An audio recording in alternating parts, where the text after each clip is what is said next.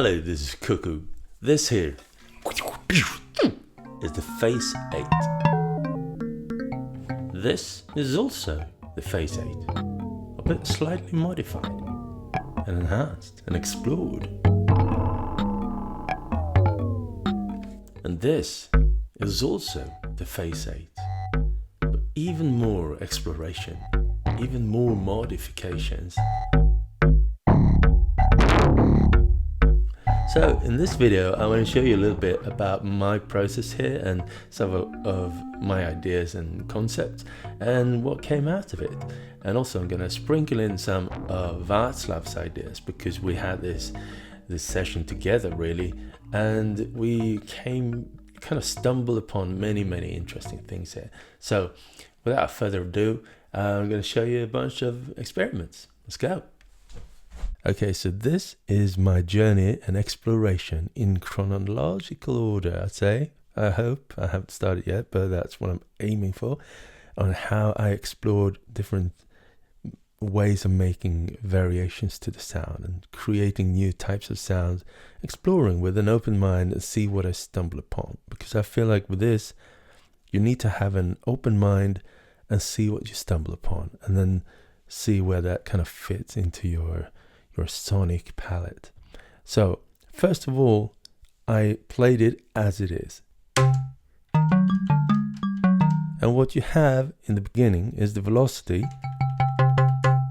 the length, whether you want it to be sustained after 12 o'clock,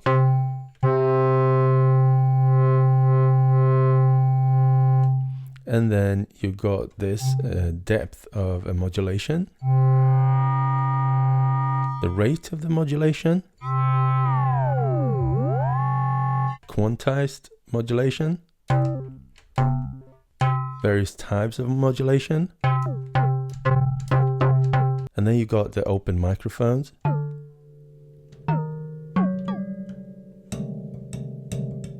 and then you got the shift, which is a delay.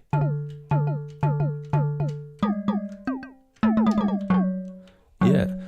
At some point you realize that, oh, maybe there is not that much you can do with the sound, and then you start to touch it. So that's the first level. What happens if I touch it? You're muted.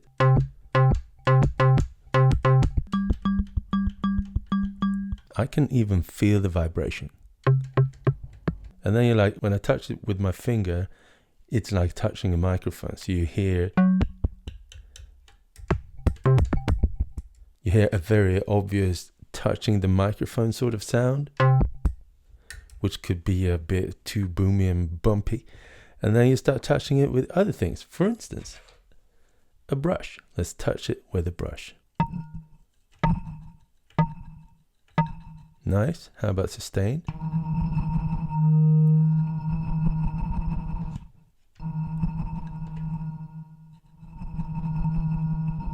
It's kind of the first level of trying out objects onto it. Touch it with stuff that is not your finger, and then you can leave stuff there. One of my first things that I tried was a brush, and then a little crystal. Let's put it on this one.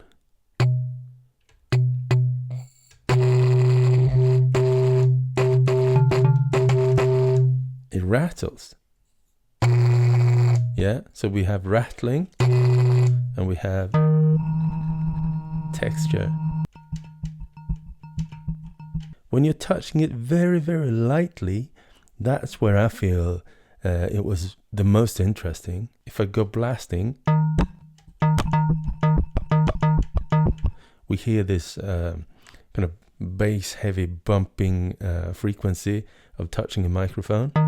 So be very gentle. Even turning the velocity down.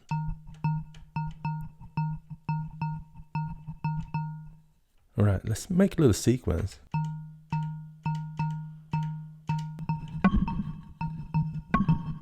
It requires my focus and delicate touch. Yeah, so how about this crystal? It moves, right? I'm afraid that sooner or later it's going to fall down and it'll be very hard for me to pick it up again. So let's very rapidly head into the 3D printed experiments that I very quickly moved into. My first idea was to create a little cup that I could place on the resonator and put items inside of it. So my first attempt, cups for small objects. Here, look at this. So I've got 2 cups here. They are from the same design and generation, I think. Yeah, so the idea was to make these little cups, just slide them onto the resonators so that they can house a little item inside of it. So let's try to do that.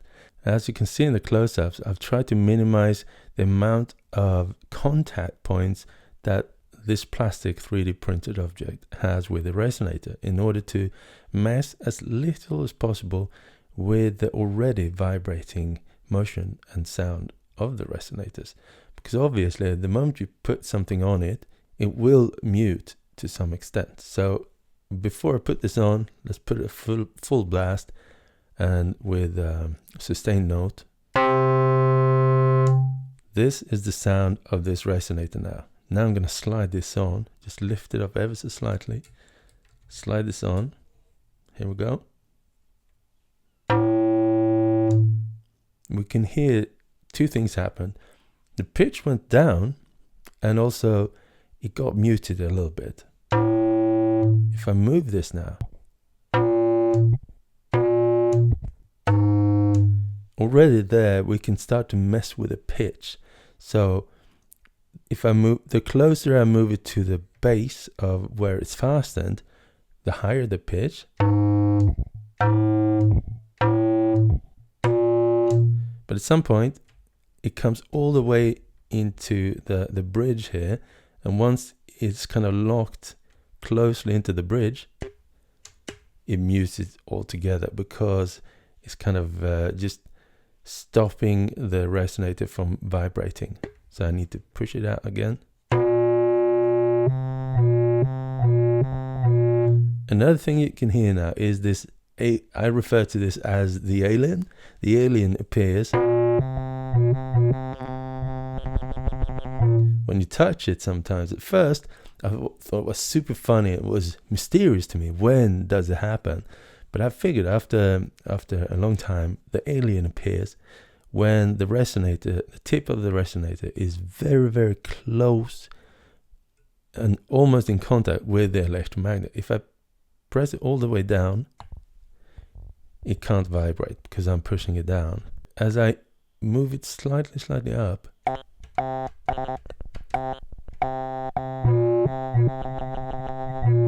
yeah, the alien appeared. Alien vocals. Just super fun. More on that later. So as a side effect, we have created pitch. Yeah? So what about the original idea then? Put an object into a cup. Don't worry, it will not slide away. Oh yeah, it works. We have a buzzer. So how much does the velocity affect this now when it's tightly gripped on by the cup? Okay, let's do this.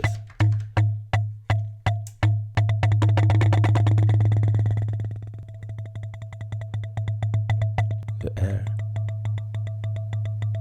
Oh, this is nice. I think this sounds very, very physical already. We've done something in the physical world and we have controlled it. We altered it to our kind of advantage. And we also realized that, oh, putting stuff on it that is tightly kind of gripping the resonator will in part mute the decay a little bit, shorten it. But we have created an interesting expression. Alright, so we have a brush, we have created a cup that can house an item. One type of item that I like to put in is a nut. So I've got a very, very small nut here, and let's see if we can get it in there. So let's see, it's a little heavier. So the weight of the object is also affecting the pitch. It's a little lower now. It's even creating a high bass tone. So this nut has weight. Weight creates a deeper tone, and it slows down the vibration. And once I realized that weight has also an effect on the vibration of the resonator, I thought, like, how about just offsetting the center point of the weight?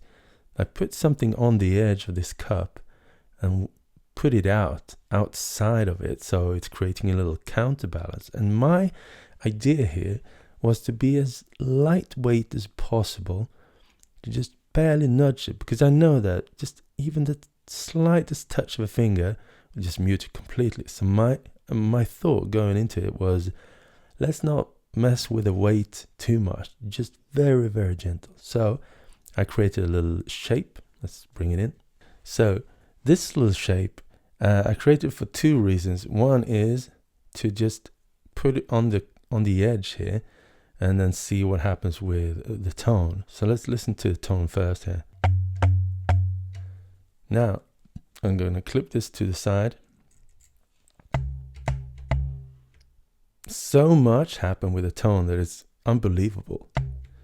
It doesn't weigh anything. To me, this weighs nothing.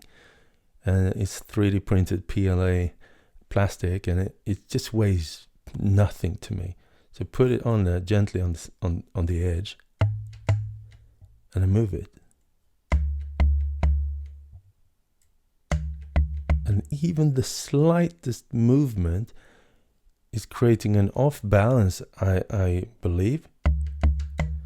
And that is creating a very different tonality to the whole.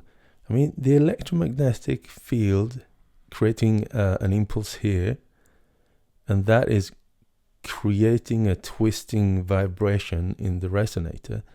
And whatever I attach to the resonator will kind of interfere with that wobble.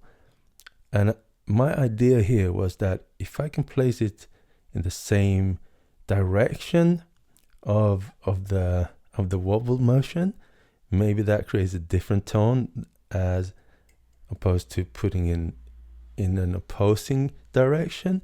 So I wanted to explore that.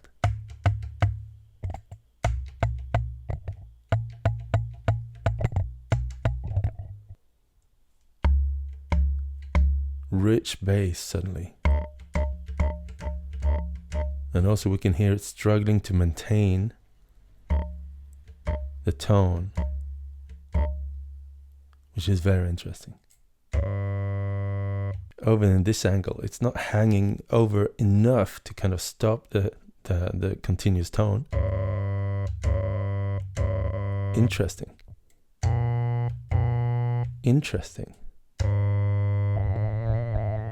And then when you start wobbling live like that, that's when the alien voice appears for real.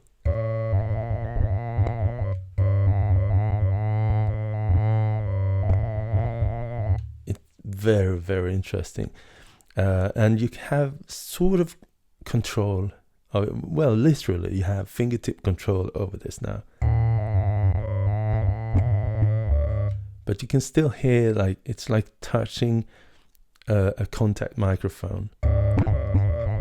It's kind of disturbing to hear this touching sound. Oh wow. Let's remove the nut and see what that does. I'm gonna mute this again.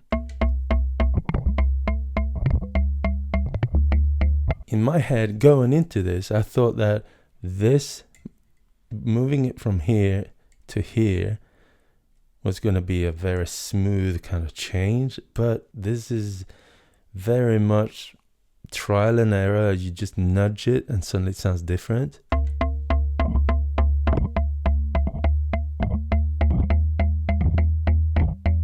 Well, it is a gradual change.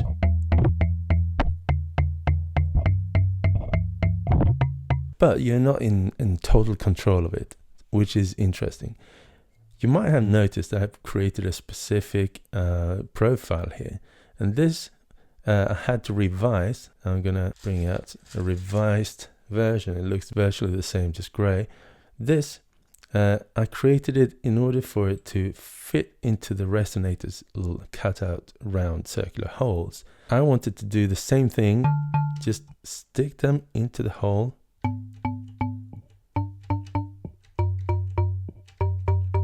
This tiny thing, it's so lightweight, sticking it in here, it's creating a little tension to keep in the hole, is enough to stop the continuous sound. So far, it's relatively normal, I'd say. It's percussive sounds, and we can't sometimes head into these a little bit crazy sounds, which is super fun, but everything is sort of stable. The next step with this cup was to create specific items that are put into the cups in order to see if the vibration and twist of the resonator, if I could sort of harness that vibration and make specific items rattle in specific ways. And this, I just kind of throwing blindly. So I made a couple of items that fit just very precisely into here with a little wiggle room, and see if they can rattle and vibrate in various ways and give off a signature sound somehow related to the shape of the item. Check this out. So I'll put them here. So let's see what we get from these. The idea with this shape was to have something that I could kind of twist as a knob with a little handle there at the top, and see if the angle that it's in the cup will sort of affect the sound in some way. This one is kind of the baseline, totally flat, nothing exciting. Let's put it in. Nothing exciting at all. This is, let's call it the zigzag, and put it in here.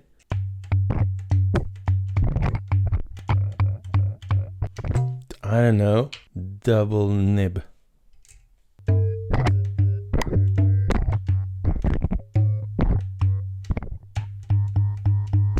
But we get something. This one is designed to stick into that circular hole. But I figured that most of these, they don't do much at all because it's too muted now, and because of the cup.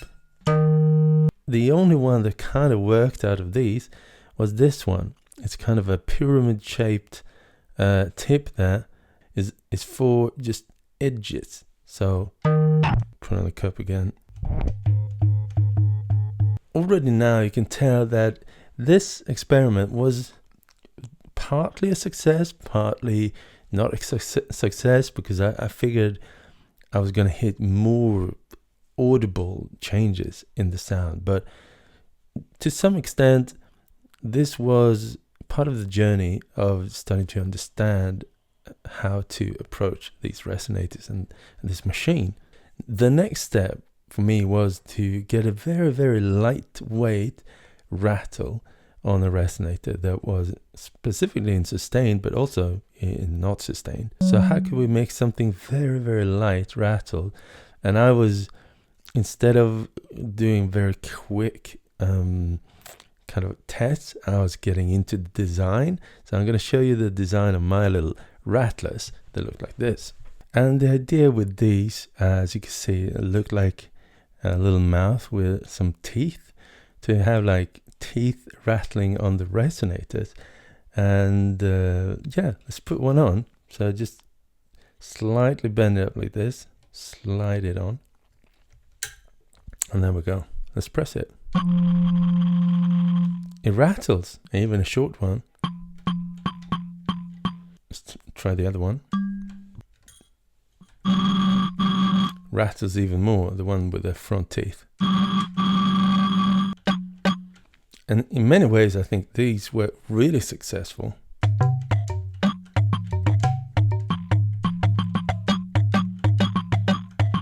Because I can reproduce the sound they make with very high kind of reproduction rate.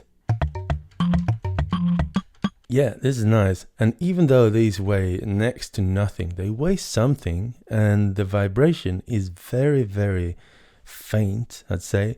So if I were to just half the thickness of these, then make another more gentle sound.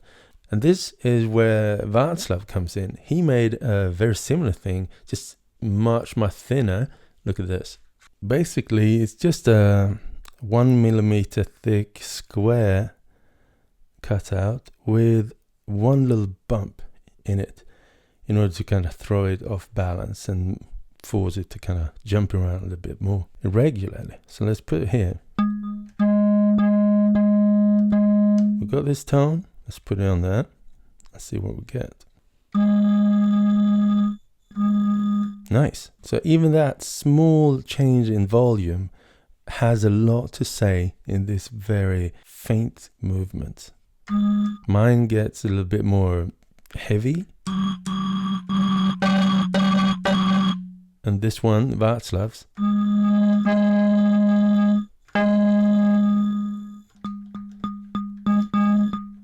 gets really kind of subtle. So, alright, at this point I was thinking, yeah, this is fun and all, but I want to do more. I believe I can do much, much more. And that's when I started thinking about magnets. So the first step was to create this, a magnet that is off-centered and also a way to twist it so that the magnet kind of ends up in different places on the resonator. It's in the exact same shape as these, but just with a tiny magnet. Let's see what it does. I'll take one of these high notes. Just going to put it here.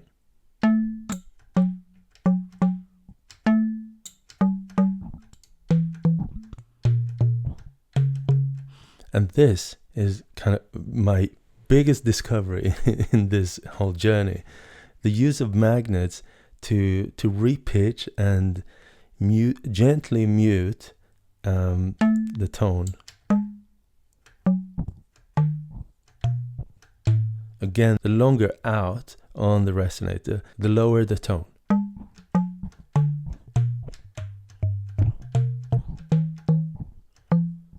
But the placement of the magnet, when I twist it, no effect whatsoever.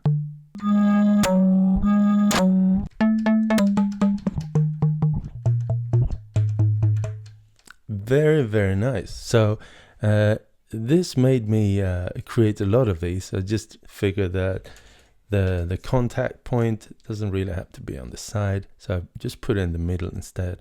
And I created a lot of them because it's so much fun. A whole octave. Another thing is when you snap a magnet off it,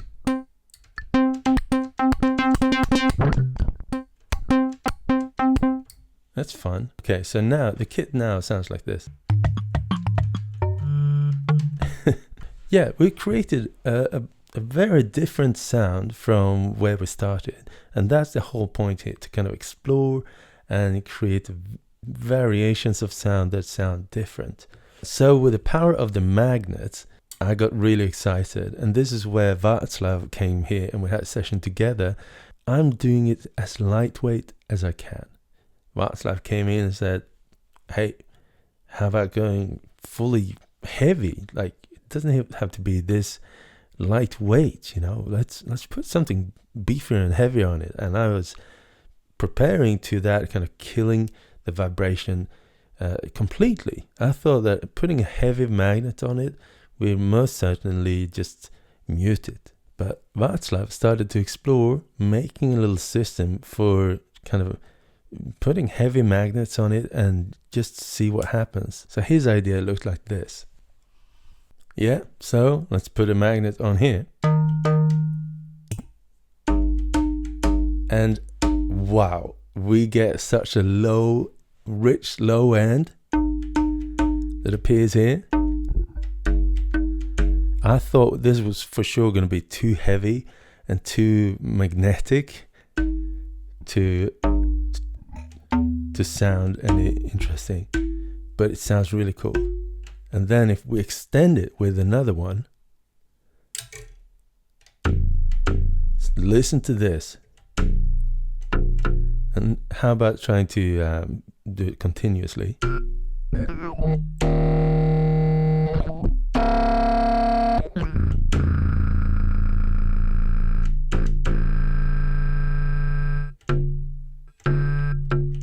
And then maybe we could even do this.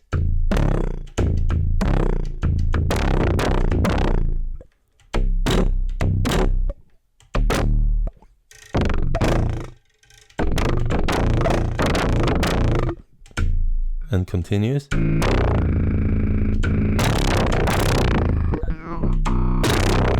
And the alien voice appears as well.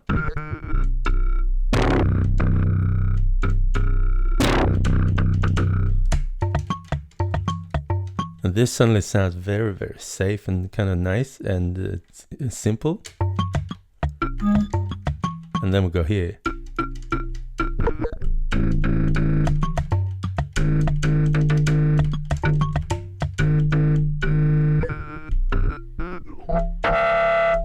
Oh.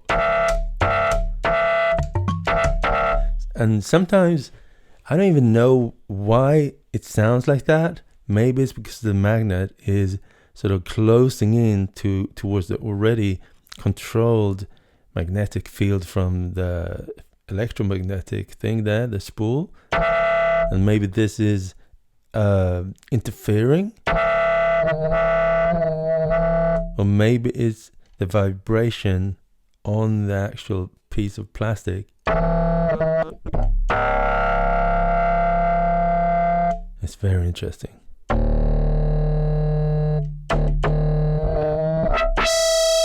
Oh, did you see it moving? Ooh, this is very, very gnarly.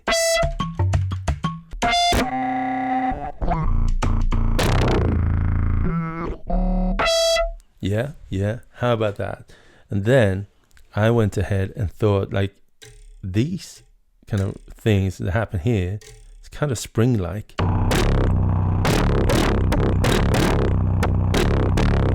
Which is super gnarly. And I want to create a controlled sort of spring and see if a spring could do something here in this scenario. This effectively is a spring because of the metallic kind of tension there, and then this is extending it out, and so it becomes a sort of spring. How about making it even more like a spring? So I created these, and again I was still kind of doing stuff very, very lightweight compared to Václav. So he was using what is it again?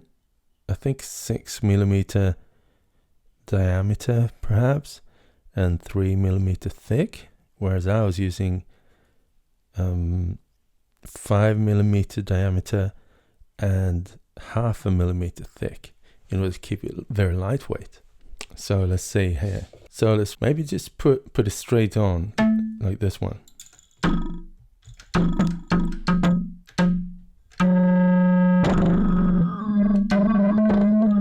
And I think with these very lightweight ones that I made, maybe they're not strong enough to bend the resonator that much. So it's more of the physical sound of this hitting the resonator. Let's see. But then I realized as I move this,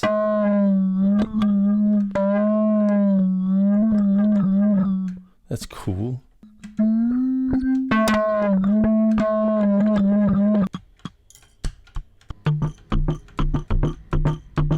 Václav saw me doing this and thinking, hey, why don't we go heavy? So he made, with his type of magnets, a little heavier ones.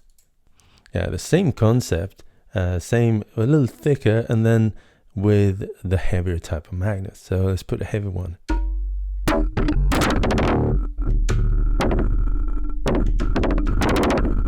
Yeah.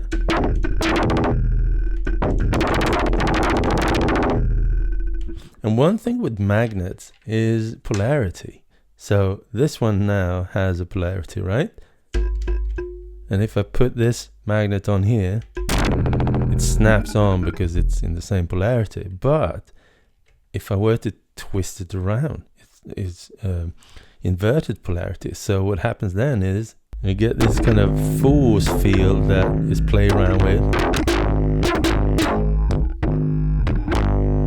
If I were to do that with a rigid one, it becomes this playground of force fields.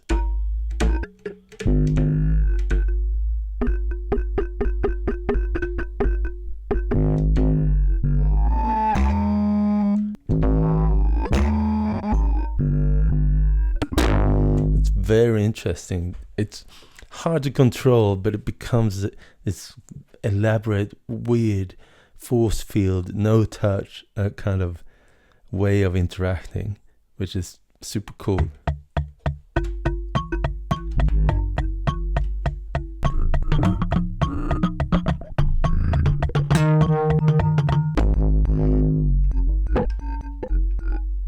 Yeah, how about this? And once you have this system, you're like, how far can I extend this? Is there any limit to where it stops making any sense? Let's put this one. Sick. Let's put another one.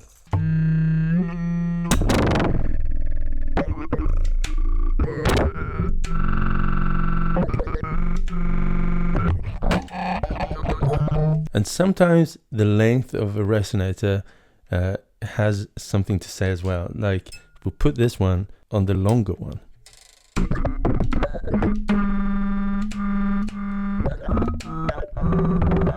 One thing with magnets though that you should be aware of is that you're slowly magnetizing the resonators.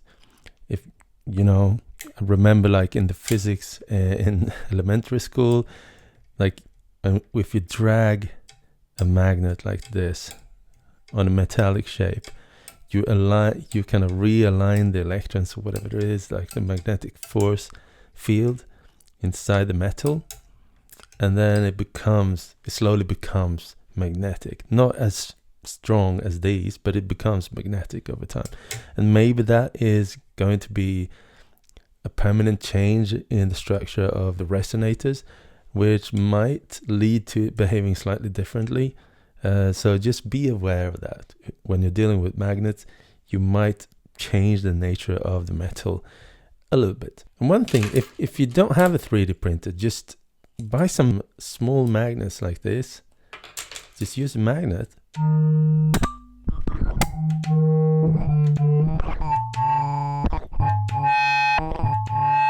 Just the magnet itself.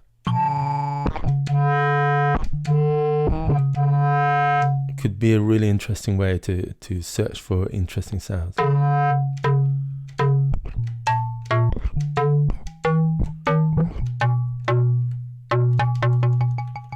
So let's create something interesting. Let's say here, we've got this sound. Put a magnet here. Take another resonator. Put it out here. How about putting one of these to combine with a magnet? I create variations of these with a stronger type of magnet that Václav was using. So as kind of a mounting point to something like this.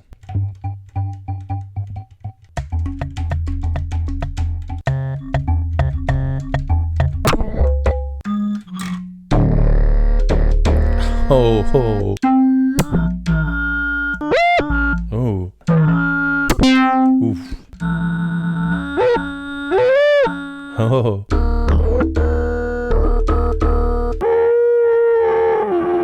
Yeah.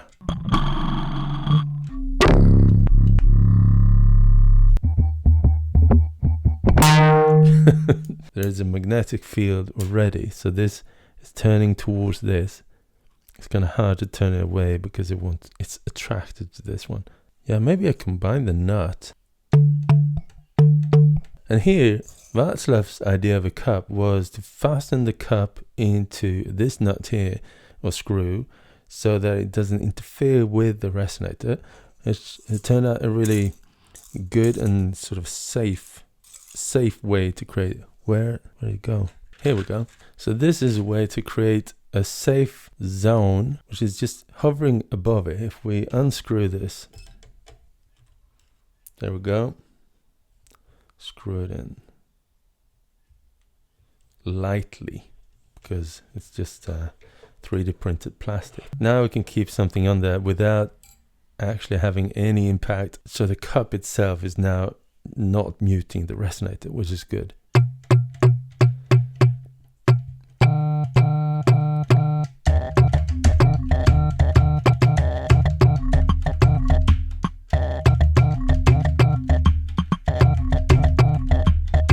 So now in the 3D plastic version, we can't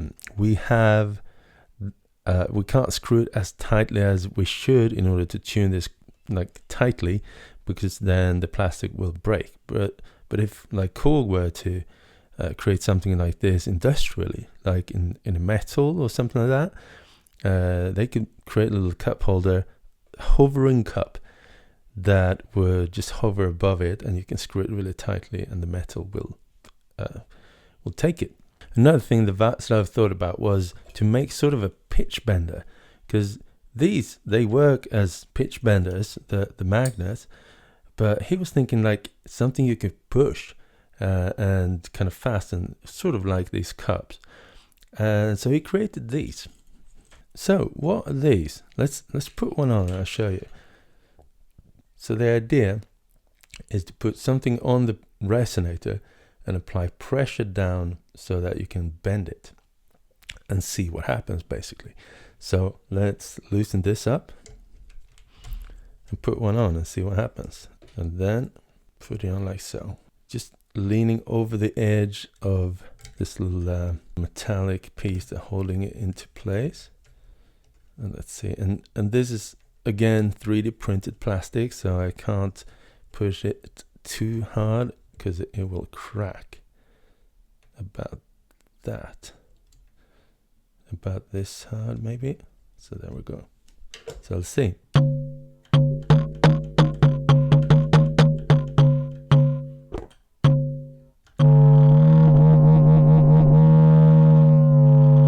It's really nice. Not too shabby. This is really nice. So this is also something that could benefit from being produced in-house in a proper manufacturing method, so that you can truly push it without it breaking and truly tighten it without crackling in. Yeah, this is nice. This one needs a fat one as well.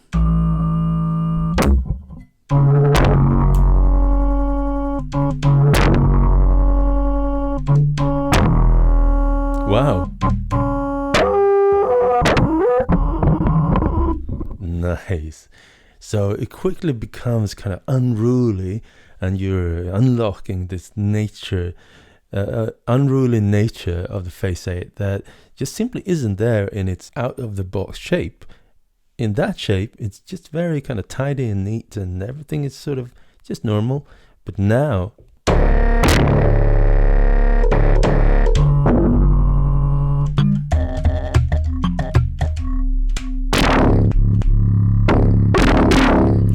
it's crazy, to be honest. And now, what happens now if we use these? So let's take this one.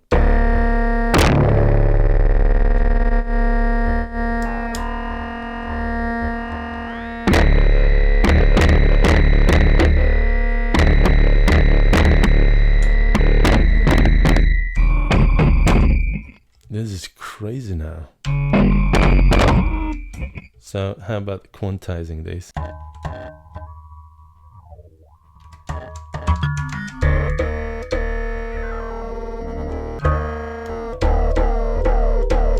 Yes.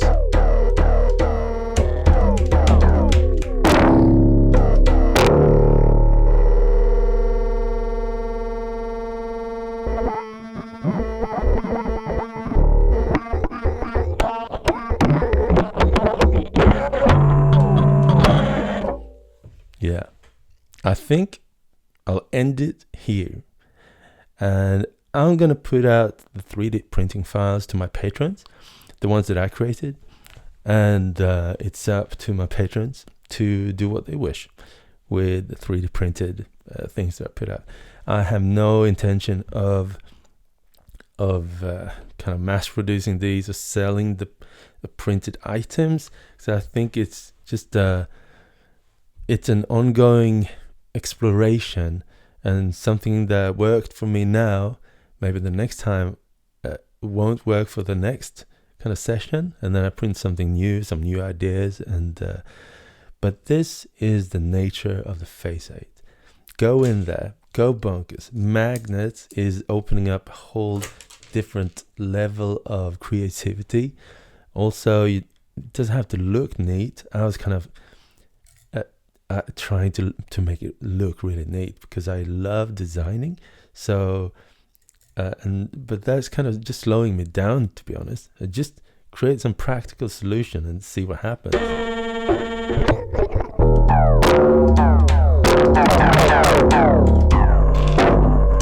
And yeah, have fun. I hope you found this interesting and inspirational and cool. If you're watching, hit me up and let's do a collab and create something that is truly made from you with the power of manufacturing proper items. Maybe we can kind of find little sweet spots like this one, where Václav kind of made a variation of the cup holder, the cup. This is really, really good. A manufactured version of this could withstand tightening it properly. Also, these little magnets, that's very easy to kind of grab and retune.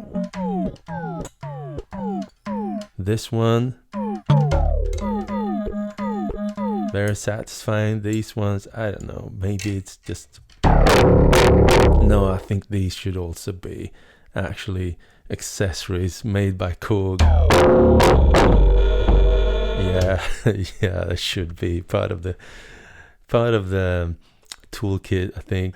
Anyhow, thank you for checking this video, and let me know if you've tried stuff. Let me know in the comments. Shameless self-promotion for your own experiments is encouraged at this point. So thank you all for watching this, and I hope you have a wonderful time exploring this physical kind of, they called it acoustic synthesis, but physical synthesis, physical electromagnetic synthesis, whatever you call it. Go bonkers.